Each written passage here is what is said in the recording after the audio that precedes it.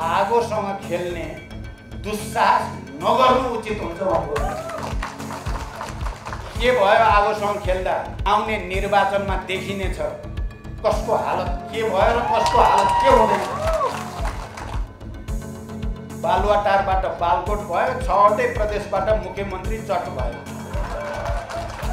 अहिले बडो धाक धम्की लगाएर त हिँडेका छन्। सत्तामा पुग्ने भर्याङको रूपमा मात्रै प्रयोग गर्दा त्यो निकै ठुलो धोका र विश्वासघातमा परिणत भयो र यसले देशमा एउटा बलियो सन्देश दिनेछ भन्ने म विश्वास व्यक्त गर्न चाहन्छु। फेरि अर्को षड्यन्त्र अन्तर्गत फेरि प्रतिसभा विघटन गरियो।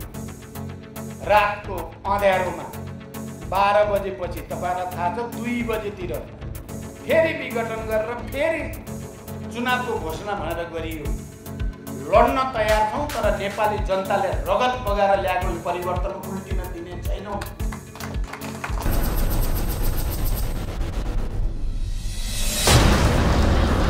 इतिहास बडो विचित्रसँग अगाडि बढ्छ। त्यो मानिसले चाहेको जस्तै गरी मानिसको मनोगत इच्छा जस्तो गरी अगाडि बढ्दो रहेनछ। त्यो विज्ञानको नियम अनुसार वस्तुगत र आत्मगत शक्ति सन्तुलनको एउटा प्रक्रिया हुँदै अगाडि बढ्दो रहेछ। म के महसुस गर्छु भने आज हामी जुन एकताको कुरा गरेका छौँ, हामी सबै र म समेत हामी सबै एउटै स्कुलबाट मूलभूत रूपमा अगाडि आएका कमरेडहरू हौँ।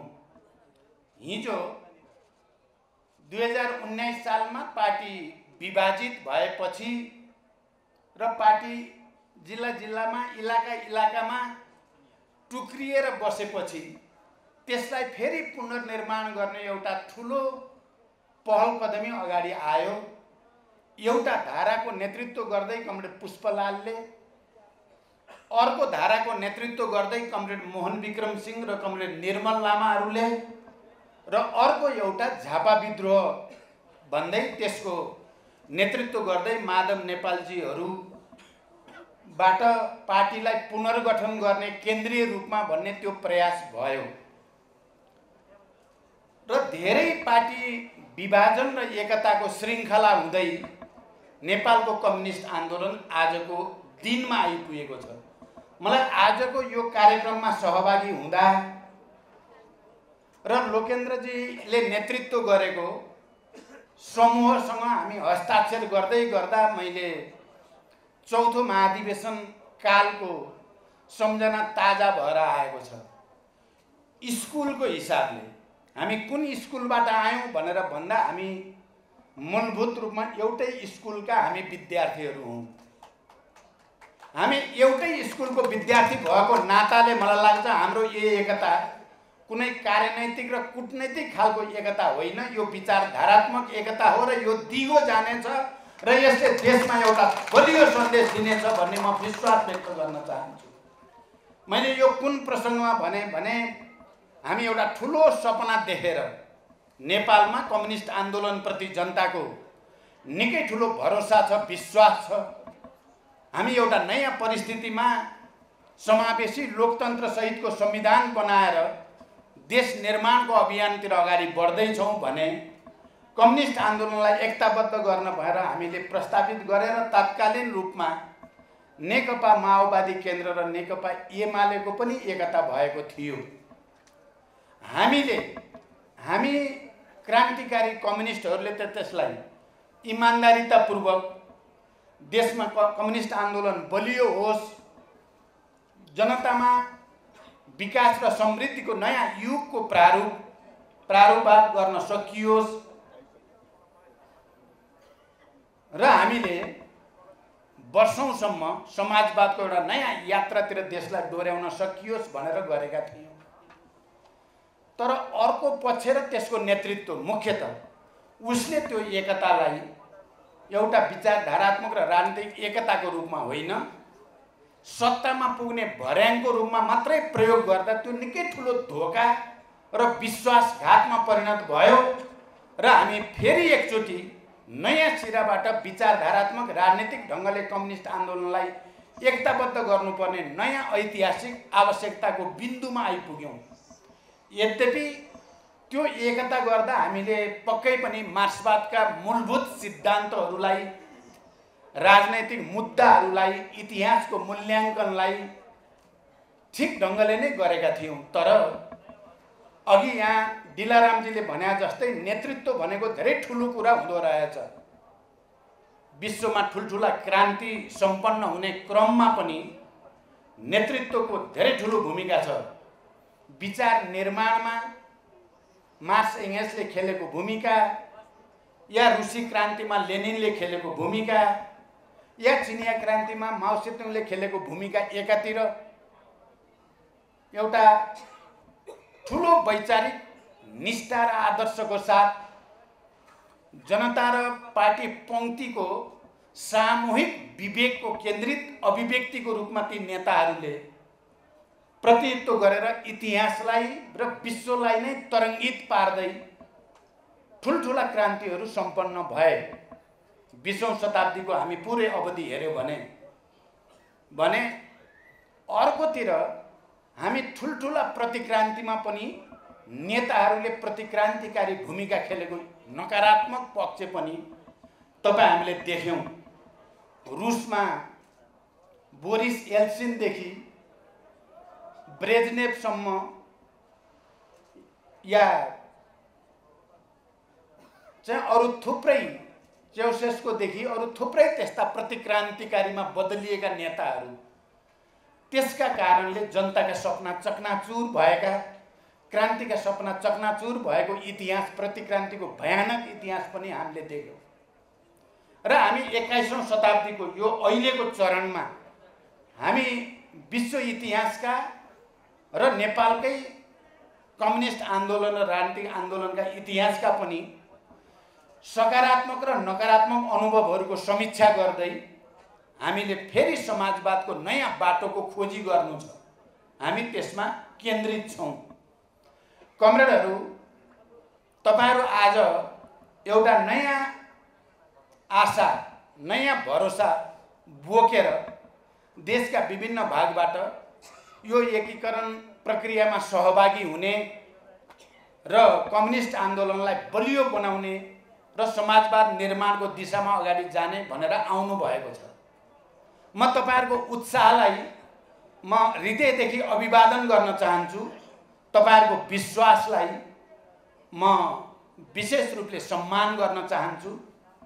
र म के भन्न चाहन्छु भने अहिले पनि देशमा प्रतिक्रान्तिका षड्यन्त्रहरू चलिरहेकै छन्।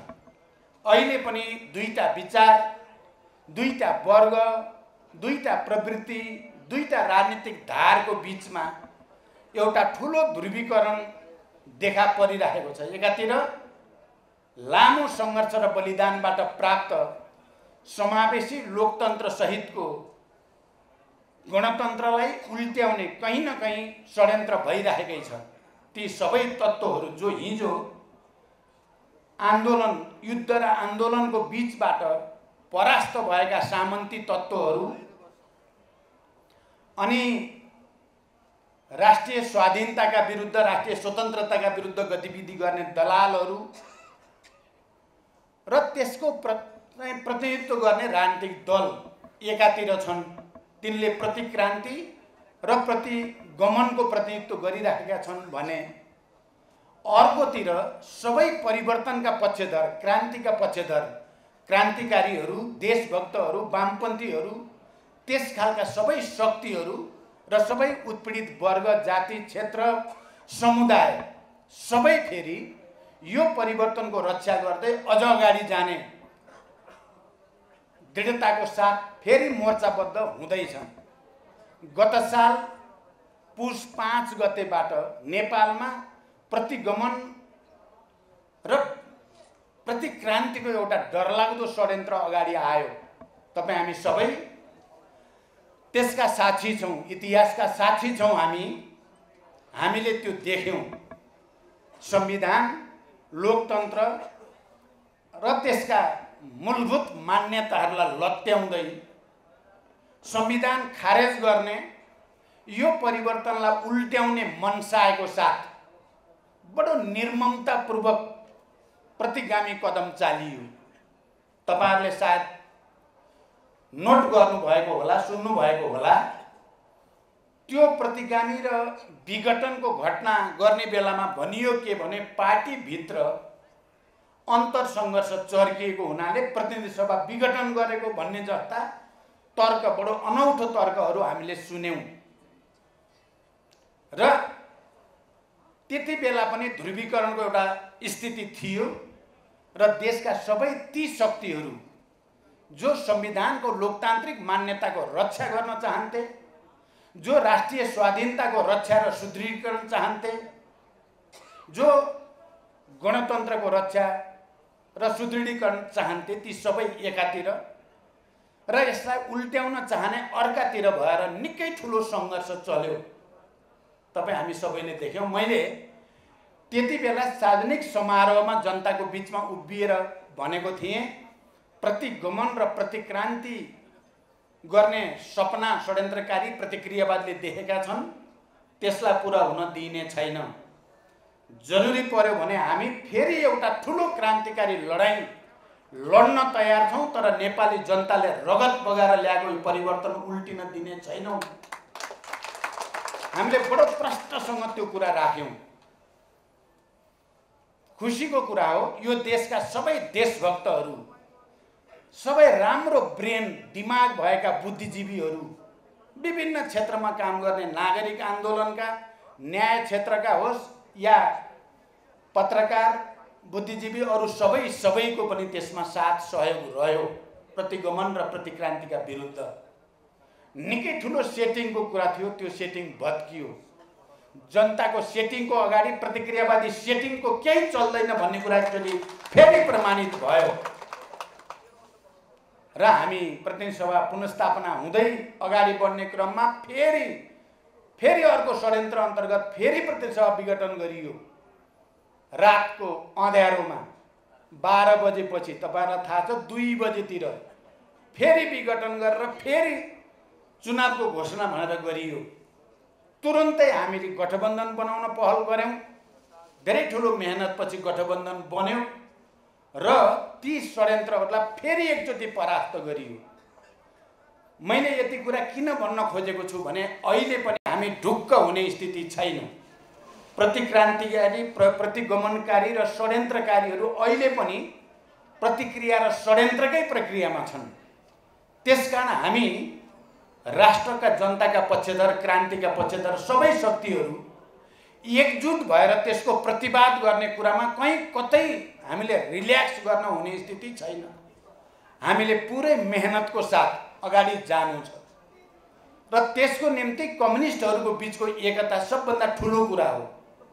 इमानदार कम्युनिस्ट क्रान्तिकारीहरूको बीचको बलियो एकताले नै प्रतिक्रान्ति विरोधी क्रान्तिकारी आन्दोलनको नेतृत्वको भूमिका खेल्न सक्दछ, खेल्नु पर्दछ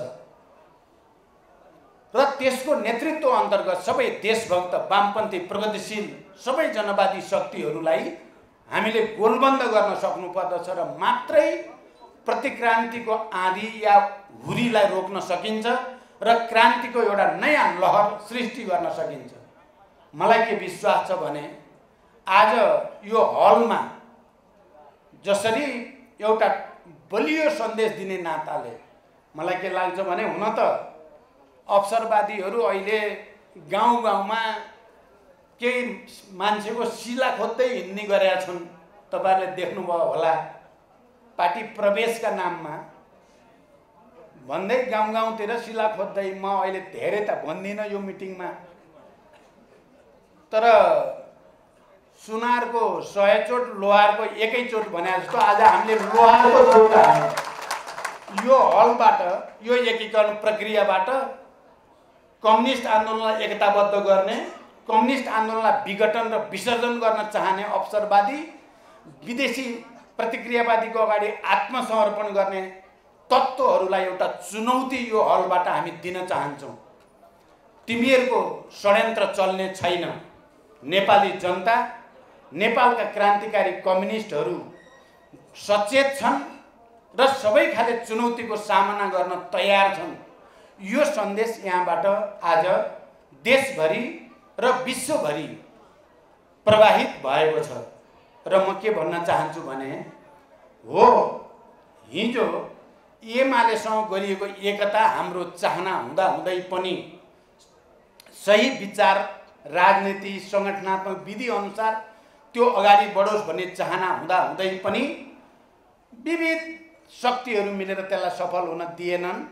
म त्यतापट्टि अहिले बढी जान चाहन्न, तर हामी क्रान्तिकारी कम्युनिस्टहरूको एकताको आवश्यकतालाई, त्यसको झन्डालाई अहिले पनि उच्च राख्न चाहन्छौँ।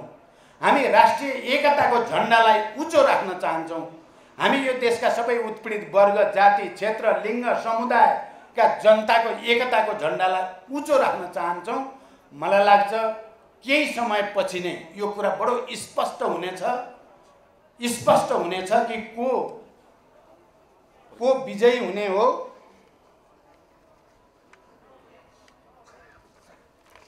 को विजयी हुने हो, को होइन भन्ने कुरा केही समयपछि नै थाहा हुनेछ। मैले पार्लियामेन्टमा या प्रतिनिधि सभामा माओवादी क्रान्तिकारीहरू या कम्युनिस्ट क्रान्तिकारीहरूलाई हल्का रूपले नहेरियोस् भनेको थिएँ। तपाईहरुले सम्झिनु भएको होला। आगोसँग खेल्ने दुस्साहस नगर्नु उचित हुन्छ भनेको। के भयो आगोसँग खेल्दा? बालुवाटारबाट बालकोट भयो, 6वटै प्रदेशबाट मुख्यमन्त्री चट भयो। अहिले बडो धाक धम्की लगाएर त हिँडेका छन् उनीहरू, त्यो धाक धम्की मात्रै हो। आउने निर्वाचनमा देखिनेछ कसको हालत के भयो र कसको हालत के हुँदैन, त्यो नेपाली जनताले देखाउनेछन्। त्यसकारण म सबै कमरेडहरूलाई गम्भीरतापूर्वक सङ्गठनलाई सुदृढ गर्न, विस्तार गर्न, जनताको घर दैलोमा जान, हिजो युद्ध र आन्दोलनको बेलामा हामीलाई साथ दिएका हाम्रा तमाम महान शहीदहरूका आदरणीय परिवारसँग, बेपत्ता योद्धाका परिवारहरूसँग, घाइते अपाङ्ग र उनका परिवारहरूसँग, हिजो आन्दोलनमा हामीलाई सहयोग गर्ने आम जनताको घर घरमा पुगेर हामीले सङ्गठन विस्तार गर्ने, गतकालमा हामीबाट केही त्रुटि भएका छन् भने त्यो आत्मसमीक्षा गर्ने, जनतासँग हामीबाट केही भुल भयो हामी सच्याउँछौँ भनेर जनतालाई भरोसा दिलाइयो भने मलाई लाग्छ एकचोटि फेरि नेपाल र नेपाली जनताले हामीलाई भरोसा गर्नेछन्, विश्वास गर्नेछन्। हामी जित्ने छौँ र नेपाललाई समाजवादको नयाँ युगतिर डोर्याउनेछौँ। कमरेडहरू र मित्रहरू, अहिले हामी 5 दलीय गठबन्धन बनाएर प्रतिगमन र प्रतिक्रान्तिका विरुद्धको सङ्घर्षमा विजयी भएका छौँ। आज हामी जो एकीकरण गरेका छौँ, म के पनि आज यो मञ्चबाट भन्न चाहन्छु भने कुनै गठबन्धनका पार्टी र नेतासँग हाम्रो कसैसँग कुनै बैरभाग छैन, बरु त्यो गठबन्धनलाई बलियो बनाएर लानुपर्छ भन्ने हाम्रो विश्वास छ र हाम्रो तर्फबाट त्यसको निम्ति लगातार प्रयास भएको छ, रहिरहनेछ।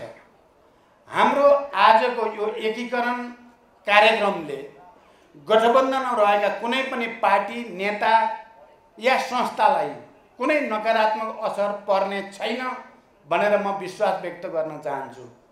म के कुरा पनि जानकारी गराउन चाहन्छु भने धेरै समयपछि किनकि एक जमानामा कमरेड मोहन विक्रम सिंह मेरो पनि आदर्श हुनुहुन्थ्यो। उहाँको स्कुलिङ, कमरेड निर्मल लामाको स्कुलिङबाट हुर्केकै मान्छे हौँ हामी र धेरै वर्षपछि बडो सुखद भन्नुपर्छ यो परिघटना।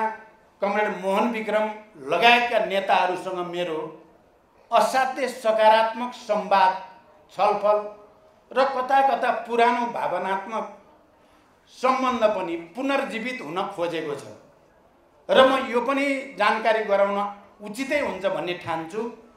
केही समय पहिले मात्रै मैले कमरेड मोहन विक्रम सिंह लगायत मसालको नेतृत्व गर्ने साथीहरूलाई अब नयाँ स्थिति बन्यो देशको पनि, कम्युनिस्ट आन्दोलनको पनि, तपाईँ हिजो पनि हाम्रो अभिभावकै हो, अहिले पनि तपाईँले अभिभावककै भूमिका खेलौँ र हामी सबै एकै ठाउँ केन्द्रित हौँ भनेर मैले प्रस्तावित गरेको छु र कमरेड मोहन विक्रमले सकारात्मक छलफल गर्ने, भनेर सकारात्मक उत्तर दिएको कुरा पनि म यहाँ जानकारी गराउन चाहन्छु। तर फेरि सँगसँगै लोकेन्द्रजीले भनेको कुरामा म पनि एउटा चाहिँ भुक्तभोगी हो भन्ने कुरा र हामी सबै यहाँ नारायण काजी श्रेष्ठदेखि हामी सबै पनि एउटा भुक्तभोगी हौँ भन्ने कुरा पनि हो। किनभने मार्क्सवादलाई हामीले गतिमा, परिवर्तनको प्रवाहमा एउटा विज्ञानको रूपमा आत्मसात गर्ने कि एउटा धर्मशास्त्रको रूपमा, जड वस्तुको रूपमा भन्ने एउटा ठुलो सवाल यहाँ छ। पुरानो पिढीका हाम्रा कयौँ साथीहरूले मार्क्सवादलाई गति, परिवर्तनको प्रवाहमा बुझ्नुको सट्टा एउटा जड वस्तुको रूपमा बुझ्दा धेरै ठुलो समस्या भएको छ। र मैले के भन्ने गरेको छु भने जो जहाँनिर बिउजिन्छ त्यो त्यहीँबाट उठेर हिँड्ने हो। नबिउजेसम्म त मान्छेहरू सुति नै राख्छन्। अब मैले यो भन्दाखेरि फेरि घमण्ड गरेर नभन्नु होला, म अलि पहिल्यै बिउजेछु र म बाटो लागेँ। क्रमशः बिउजिँदै जाने क्रम भएर आज लोकेन्द्रजीहरू र तपाईँहरू बिउजिनु भएर फेरि लामबद्ध हुनुभयो मोर्चामा। मलाई लाग्छ गर्दै जाँदा अन्तिममा हाम्रो मोहनजी लगायत सबै साथीहरू पनि बिउजिनु हुनेछ र हामी एउटै मोर्चामा, एउटै केन्द्रमा हुनेछौँ भन्ने म विश्वास व्यक्त गर्न चाहन्छु। त्यसकारण आजको यो कार्यक्रममा धेरै टाढा टाढाबाट बडो दुःखको साथ आउनु भएको छ। हामी पार्टीको राष्ट्रिय सम्मेलनको सङ्घारमा छौँ। समयको असाध्य धेरै दबाब छ। हामी अहिले नै फेरि स्थायी समितिको बैठक बस्नु छ। सम्मेलनको अरू तयारी पनि गर्नु छ। त्यसकारण मैले यहाँ धेरै भन्न र धेरै सैद्धान्तिक व्याख्या गर्न पनि सम्भव भइराखेको छैन। मलाई एउटा कुरा के भन्न मन लागेको छ भने तपाईहरू आज एकीकरण प्रक्रियामा सामेल हुनुभएका पूर्व मसालका कार्यकर्ता र नेताप्रति हाम्रो एउटा भरोसा हुन्छ कि माओवादी केन्द्रमा के भरोसा हुन्छ भने तपाईहरू अलि अनुशासित हुनुहुन्छ, अलि मेहनती हुनुहुन्छ, दुःख कष्ट गर्न सक्ने स्कुल हो तपाईहरूको भन्ने हाम्रो भरोसा छ। तपाईहरुसँग एकीकरणको कुरा गर्दै गर्दा अलि माओवादी केन्द्रभित्र कहिलेकाहीँ अलि चाहिँ यो सत्ताको नजिक पुगेपछि अलिअलि बेला बेलामा कमी कमजोरी फोहोर मैला लाग्ने गरेछ। तपाईहरु आसी त्यो सफाई अभियानमा नि मद्दतै पुग्छ भन्ने मेरो विश्वास छ। र तपाईहरुले एउटा उदाहरण क्रान्तिकारी कस्तो हुनुपर्छ भन्ने कुराको फेरि स्थापित गर्न, यद्यपि हामी माओवादी केन्द्रमा त्यसैमा छलफलमा छौं। यो पार्टीलाई क्रान्तिकारी पार्टीकै रूपमा, मार्क्सवादलाई विज्ञानकै रूपमा विकसित गर्ने, परिमार्जित गर्ने र समाजवादी क्रान्तिको एउटा नयाँ बाटोतिर अग्रसर हुने कुरामा हामी कमिटेड भएर लागेका छौं। तपाईहरुले देख्नुभयो माओवादी केन्द्रको हिजोको, अब एकीकरण हुनुभन्दा पहिलाकोमा हामीले वडा सम्मेलनदेखि, सदस्यता नवीकरणदेखि वडा सम्मेलन, पालिका सम्मेलन, प्रदेश सम्मेलन 10 वटा हुँदै अहिले अब हामी राष्ट्रिय सम्मेलनमा जुटेका छौं र झन्डै 8 लाख पार्टी सदस्य संगठित रूपमा आएको अवस्था छ। अब तपाईहरु थपिँदा यो अब अर्थमेटिक मात्रै हुँदैन, अङ्कगणित जस्तो हुँदैन, तपाईहरु थपिएको ज्यामिति जस्तो हुन्छ, ज्योमेट्री गुणात्मक ढंगले वृद्धि हुन्छ र त्यो अब 10 लाख हुँदै अगाडि बढ्छ भन्ने विश्वास म व्यक्त गर्न चाहन्छु। तपाईहरुले आफ्नो ठाउँबाट संगठन विस्तार गर्न, सुदृढ गर्न भूमिका खेल्नुहोस्। हामी माओवादी केन्द्र, यसै पनि माओवादी केन्द्र भनेको विभिन्न क्रान्तिकारी कम्युनिस्टहरूको एकता र ध्रुवीकरणको प्रक्रियाबाट अगाडि बढेको केन्द्र हो। त्यो एउटा जड, एउटा कुनै परम्परागत चाहिँ तपाईको अन्धविश्वासमा चलेको पार्टी होइन। गति परिवर्तनको प्रवाहमा ठुलठुला क्रान्तिकारी फड्को हान्दै, निरन्तरतामा क्रम भङ्ग गर्दै, ठुलठुला पीडा र क्षति नजिकबाट बिहोर्दै चाहिँ अगाडि बढेको पार्टी हो। आज तपाईहरु यहाँ एकीकृत हुनुभएको छ। मलाई विश्वास छ तपाईहरुले त्यही निरन्तरतामा क्रम भङ्ग गर्ने, महाविपत्तिहरूको सामना गर्ने र समाजवादी क्रान्तिलाई सफल पार्नको लागि जस्तोसुकै त्याग बलिदान गर्न पनि तयार हुने एउटा फौज आज सामेल भएको मैले ठानेको छु। तपाईहरुलाई फेरि एकचोटि सलाम भन्दै बिदा हुन्छु। धन्यवाद। अभिवादन।